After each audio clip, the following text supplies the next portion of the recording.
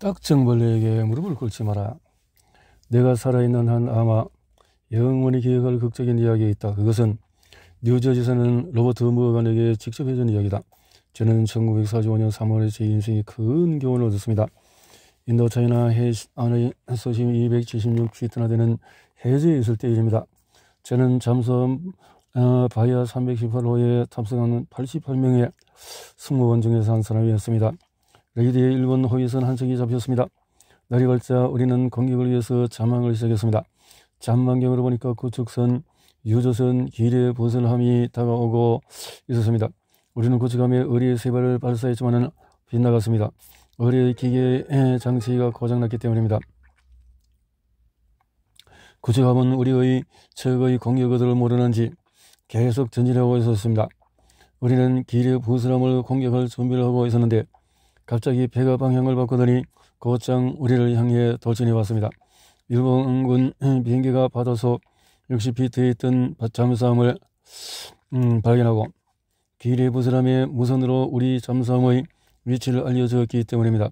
우리는 적이 발견되는 것을 피하려고 150피트까지 내려가서 적의 공격에 대비했습니다. 우리는 수문에 볼트를 더 받고 잠수함이 어떤 소리도 나지 않도록 선풍기, 냉각장치와 모든 전기장치의 가동을 멈추었습니다. 3분 후에 지옥 같은 일이 벌어졌습니다. 6개의 폭내가 사방에서 터져서 배가 276피트 아래로 주저앉았습니다. 모두들 겁에 질렸습니다.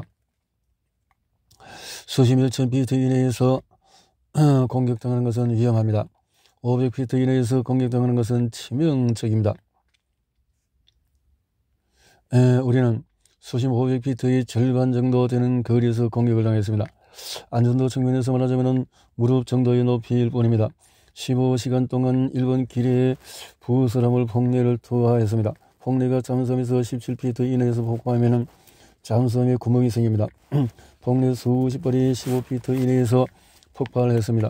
승무원들에게 침대에 누워서 움직이지 말고 대기하라는 명령이 떨어졌습니다. 저는 겁에 질려 숨을 쉴 수가 없었습니다. 이제는 지켰구나. 선풍기와 냉각장치를 꺼놓았기 때문에 잠수함 내의 기온은 섭씨 40도가 넘었습니다. 하지만 저는 너무 추워서 스웨터에 털이 달린 외투를 찾아 입었습니다. 그렇게 많이 옷을 껴입었는데도 추워서 몸이 떨렸습니다. 이거 들들들 떨렸습니다. 차가운 식은땀이 흘렀습니다. 공격은 15시간이나 계속되다가 갑자기 멈췄습니다. 일본 기뢰의 부슬함에 폭내가 다 떨어져서 본부로 돌아가 버린 것 같았습니다. 공격이 계속되더니 15시간은 마치 1500만 년 같았습니다. 제가 살아온 인생이 주마등처럼 제 머릿속에 떠올랐습니다. 제가 저질렀던 잘못과 제가 걱정하던 하찮고 어리석은 일이 기억났습니다. 해군에 입대하기 전에 저는 은행원이었습니다. 긴 근무시간과 쥐꼬리 같은 월급, 불투명한 앞날에 대해서 끊임없이 걱정했습니다. 제 수요에 집이 없고 새 차를 사지 못해서 또 부인에게 멋진 옷도 사주지 못해서 걱정했습니다. 항상 잔소리를 꽂았던 상사를 얼마나 싫어했는지 모릅니다. 저녁에 퇴근해서 빌리라는 것을 가지고 아내와 싸움을 하던 일이 떠올랐습니다. 예전에는 자동차 사고로 생긴 이마의 흉터로 고민하기도 했습니다. 몇 년까지만 해도 얼마나 큰 고민거리인지 모릅니다.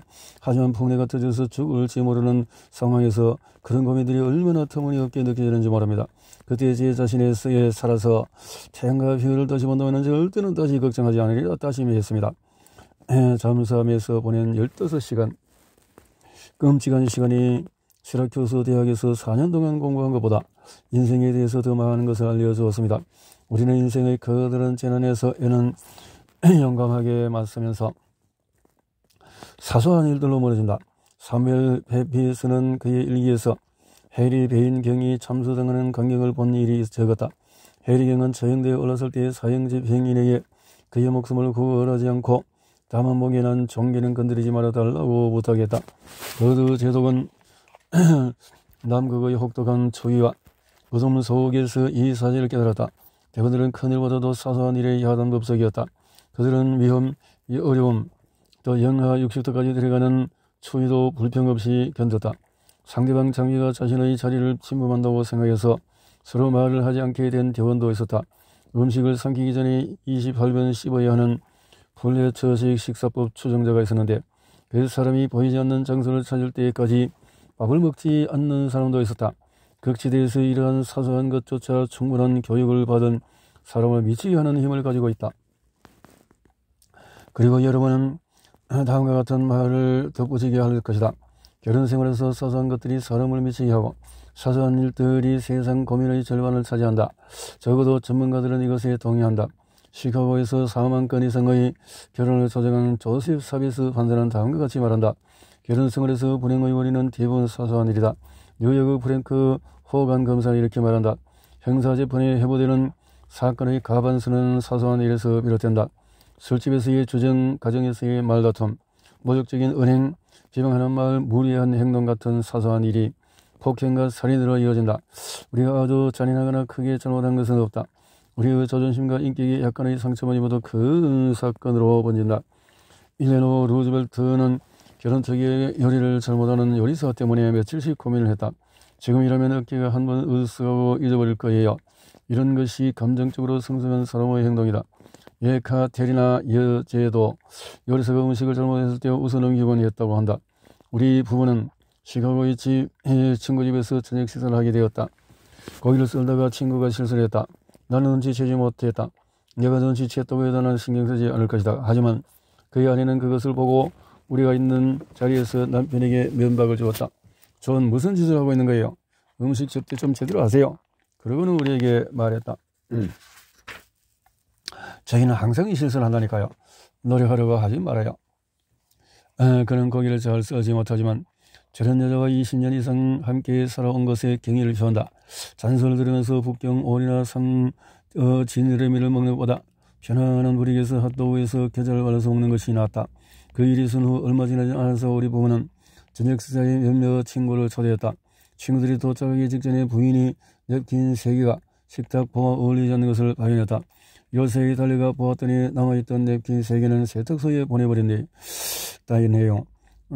손님들이 올 때가 돼서 식탁고를 바꿀 시간이 없어서야 울고 싶은 기분이죠. 하지만 내 생각은 이랬어요. 실수 한 번 한 것 가지고 오늘 저녁 식사를 망칠 수는 없잖아. 나는 재미있게 보내리라고 다짐하고 식탁에 갔어요. 그리고 재미있게 보냈죠. 친구들이 나를 성질 더러운 사람으로 보는 것보다는 칠칠 맞은 사람으로 보는 것이 나을 것 같았어요. 어쨌든 내 생각에 냅킨이 식탁과 어울리지 않는다는 것을 알아차린 사람은 아무도 없었어요. 잘 알려진 법률 격언에 이런 것이 있다. 법은 사소한 일에 관여하지 않는다. 걱정에서 벗어나서 마음의 평화를 원하는 사람은 어떻게 해야 한다. 사소한 일에 얽매이지 않으려면 새롭고 유쾌한 사고방식을 가지면 된다. 파리에 가야 했던 사람들 말고도 많은 책을 쓴 내 친구 호모 크로이는 자신의 놀라운 경험담을 들려주었다. 책을 집필할 때 그의 뉴욕 아파트의 시끄러운 라디에이터 소리에 미칠 지경이었다. 스팀이 땅땅거리다가 칙소리가 나면 그는 부글부글 화가 났다. 그 무렵에 친구들과 캠핑을 갔었다. 이글거리는 불 속에서 나무들이 타는 소리를 들으니 내 아파트의 라디에이터 소리와 비슷하다는 생각이 들었다. 비슷한 소리인데도 아파트의 라디에이터 소리는 싫어하고 장작 타는 소리는 좋아할까? 집에 들어가서 이렇게 혼자 말을 했지. 장작이 타는 소리는 기분이 좋아. 라디에이터 소리도 마찬가지야. 소리에는 신경 끄고 잠이나 자자. 그리고 그렇게 했지. 며칠 라디에이터 소리가 들리더니 그 소리는 들리지 않게 되더군. 수많은 사소한 고민도 마찬가지야. 그 사소한 고민들을 싫어하고 노심초사하는 것은 우리가 그 사소한 일들을 지나치게 크게 생각하기 때문이야. 디즈레일리는 인생은 사소한 일에 신경 쓰기에 너무나 짧다고 말했다. 앙드레 모르와는 이 말과 관련해서 디스위크에서 이런 말을 했다. 이 말이 고통스러운 경험을 극복하는 데 도움을 주었습니다. 우리는 우리가 무시하고 잊어버려야 할 사소한 것들에 쉽게 화를 냅니다. 우리가 살아있을 시간은 짧은데 그 소중한 시간을 쓸데없는 일로 걱정하느라 낭비합니다. 우리의 인생을 가치 있는 행동과 감정, 위대한 사상과 진실한 애정, 지속적인 과업에 바쳐야 합니다. 인생은 사소한 일에 신경 쓰기에 너무 짧습니다.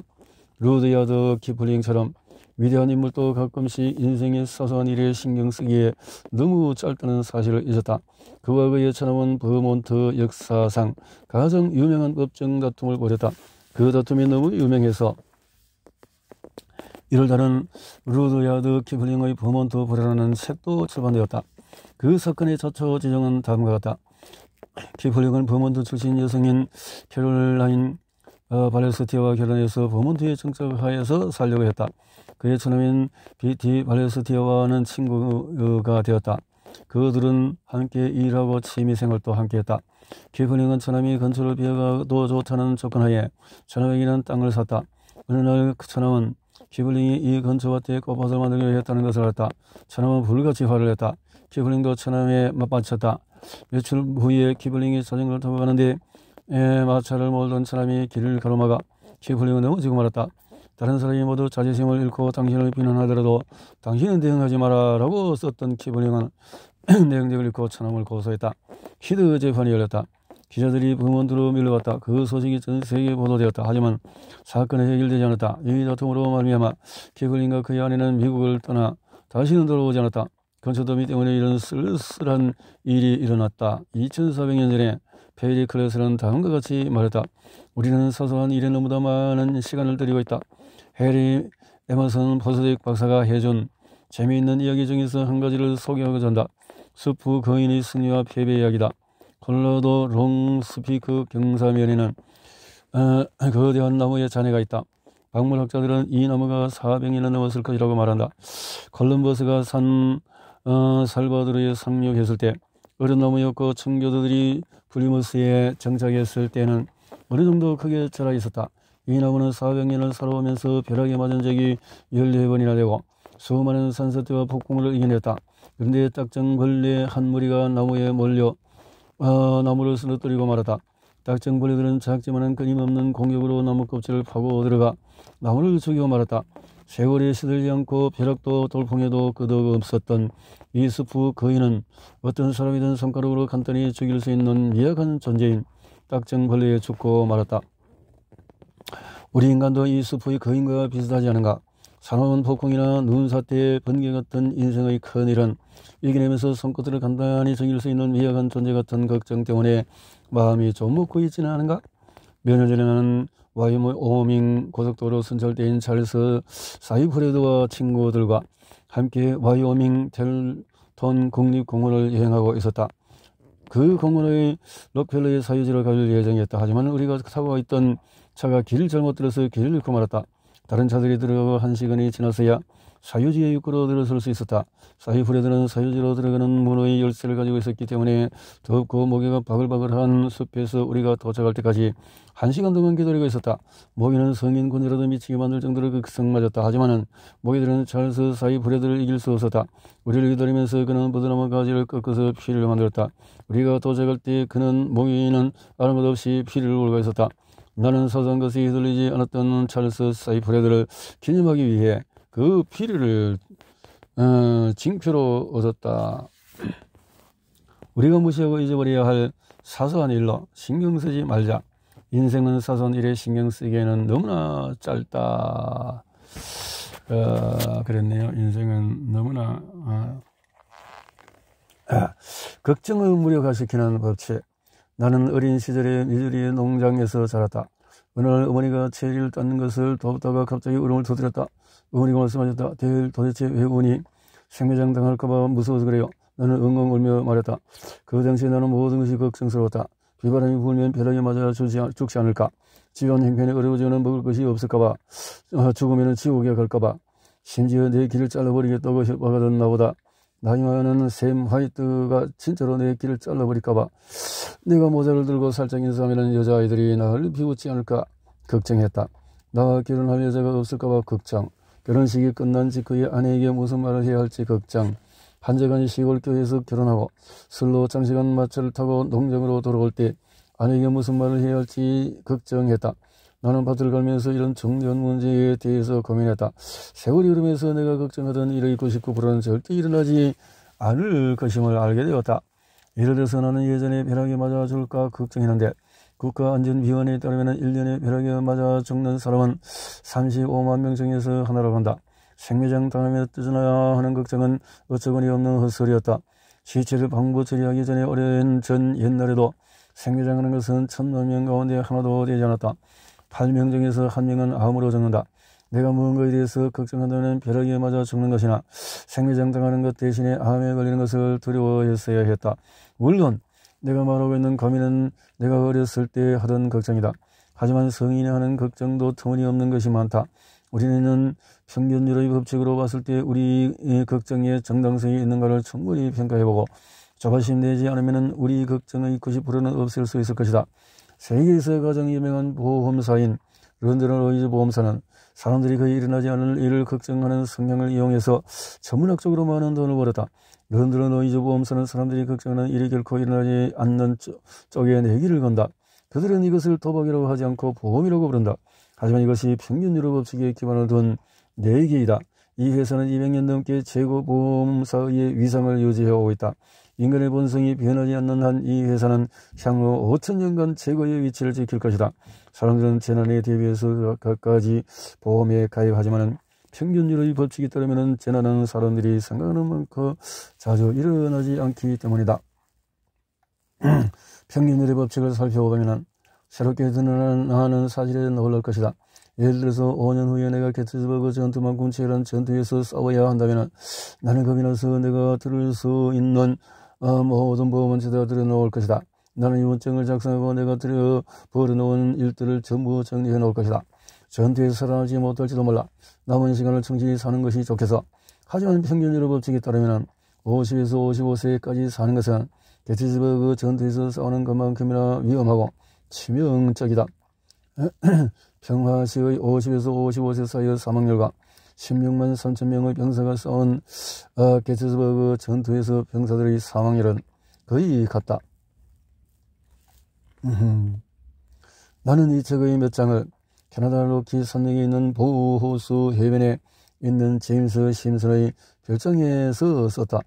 어느 여름날 그곳에 들렀을 때 샌프란시스코에서 온 셀린저 부부와 만났다.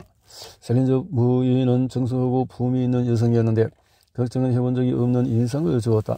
어느 날 저녁에 벽난로 앞에서 그녀에게 걱정으로 고생해본 적이 있느냐고 물었다. 걱정으로 고생해본 적이 있느냐고요? 제 인생이 걱정으로 무너질 뻔했어요. 걱정을 극복하는 법을 배우기 전까지 거의 11년을 제가 만든 지옥에서 살았어요. 저는 쉽게 화를 내고 성격이 급했습니다. 극심한 긴장 속에서 살았습니다. 매주 집에서 버스를 타고 샌프란시스코로 쇼핑을 갔어요. 쇼핑을 하면서 마음이 편하지가 않았어요. 다리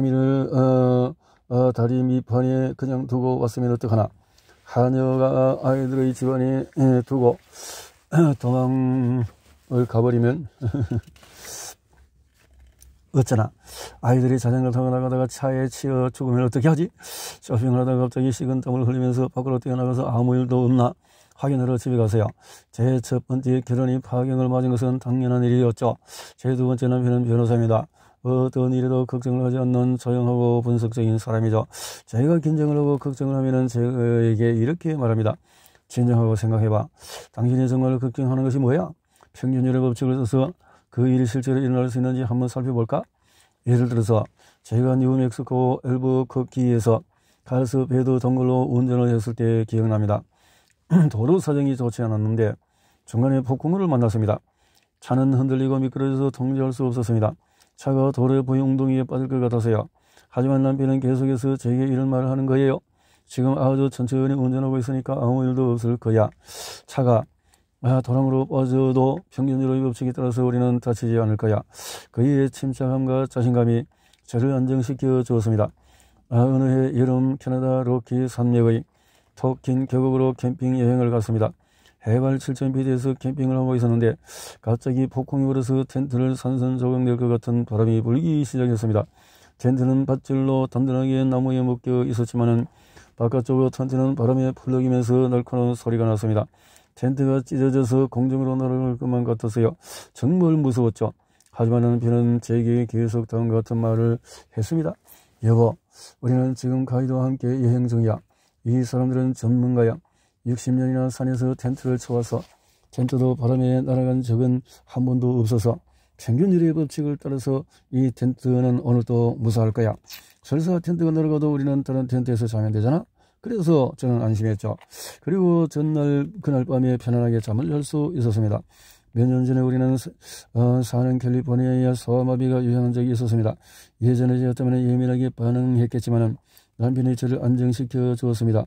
우리는 가능한 모든 예방 조치를 취했습니다. 아이들이 사람 많은 곳에는 가지 않고 학교에도 보내지 않고 걱정이 되어버리지 않았습니다. 위성국이 알아보니까 캘리포니아 역사상 소아마비가 가장 심했을 때도 주 전역에 소아마비에 걸린 아이는 1835명에 불과하다는 사실을 알았습니다. 그리고 보통 때는 200에서 300명이 있더라고요. 평균율의 법칙에 따르면 한 아이가 병에 걸릴 확률은 아주 적다는 것을 알 수 있죠. 평균율의 법칙에 따르면 그런 일은 일어나지 않을 거야. 이 말이 제 걱정의 90%는 없애주었습니다. 그리고 이 말이 지난 20년 동안에 저에게 상상할 수 없는 평화를 주었습니다. 미국 역사상 인디언과 싸움에서 가장 큰 공을 세운 조지 크룩 장군은 그의 자서전의 77페이지에 이렇게 말한다. 걱정과 불행은 현실에서가 아니라 상상에서 온다. 지난 수십 년을 돌아보면 내 고민의 대부분도 상상에서 왔음을 알 수 있다. 짐 그랜트는 자기도 역시 그랬다고 말한다. 그는 그랜트 유통회사를 소유하고 있다. 그는 플로리다에서 한 번에 화물차 10대에서 15대 분량의 오렌지와 자몽을 주문한다. 그는 아래와 같은 생각들이 자신을 괴롭히곤 했다고 말한다. 기차가 탈선하면 어떻게 하지? 내 과일들의 시골 길바닥에 쏟아지지는 않을까? 차가 다리를 지나갈 때 다리가 무너지면 어떻게 하지? 물론 보험은 들어두었지만 과일이 제 시간에 배달이 안 되면 어떻게 하지?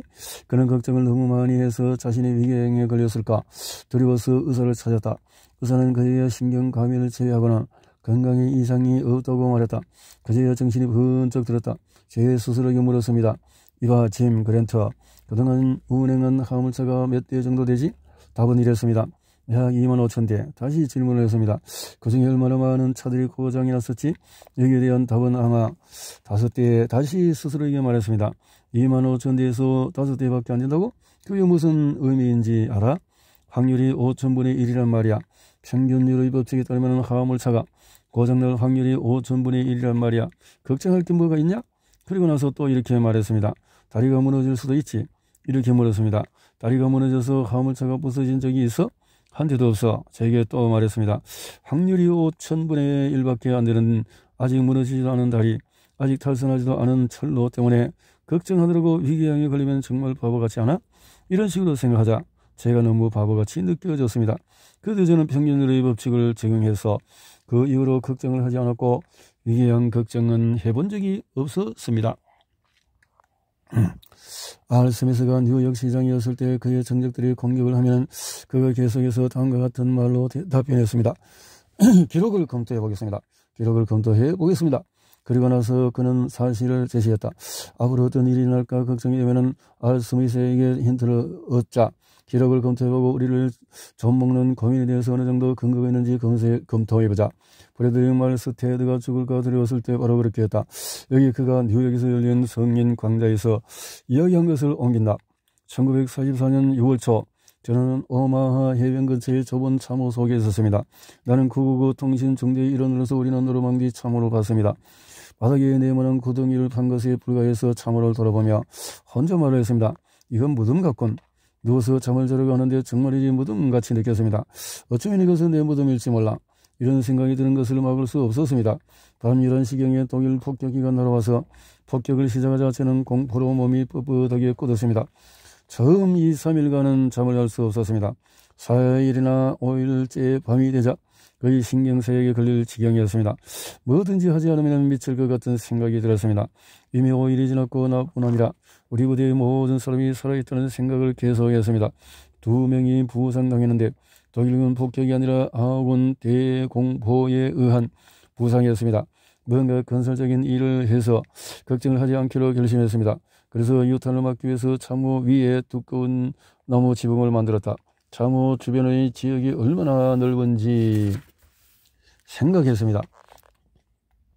깊고 좁은 참호 속에 있는 내가 죽을 수 있는 유일한 경우는 폭탄이 정통으로 떨어지는 것인데 그 확률이 1만분의 1도 되지 않는다는 생각을 했습니다. 이런 식으로 생각을 바꾸고 하루 이틀이 지나자 마음이 진정되어서 공습 중에도 잠을 잘 수 있었습니다. 미 해군은 장병들의 사기를 진작시키기 위해서 평균율의 법칙을 사용했다. 예전에 해군에 복무했던 사람은 자신이 그의 동료들과 함께 고옥탄과 휘발유를 운반하는 유조선에 배치되자 걱정이 태산 같았다. 고옥탄과 휘발유를 실은 유조선이 어디라도 맞으면 유조선은 폭발해서 승무원은 전부 죽을 것이라고 굳게 믿고 있었다. 하지만 미 해군은 그렇지 않다는 것을 알고 있었다. 해군은 의리에 맞은 100대의 유조선 중에 60척은 침몰하지 않았다는 정확한 통계를 제시했다. 의뢰에 맞은 40척 가운데 5척만 10분 이내에 침몰했다. 그것은 탈출할 충분한 시간이 있다는 것을 의미했다. 또한 사상자가 극소수에 그쳤다는 사실을 보여주었다. 이렇게 해서 사기가 올라갔을까? 미네소타 사는 클라이드 마스는 다음과 같이 말했다. 평균율의 법칙이 제 불안감을 없애 주었습니다. 모든 승무원들도 안심했습니다. 우리는 우리에게 기회가 있을 것이고 평균율의 법칙으로 보았을 때 우리는 전사하지 않을 것이라는 것을 알았습니다. 기록을 살펴보자. 자문해보자. 평균율의 법칙이 따르면 내가 걱정하고 있는 일이 실제로 일어날 확률이 얼마나 될까? 평균율을 보면은 그렇군요.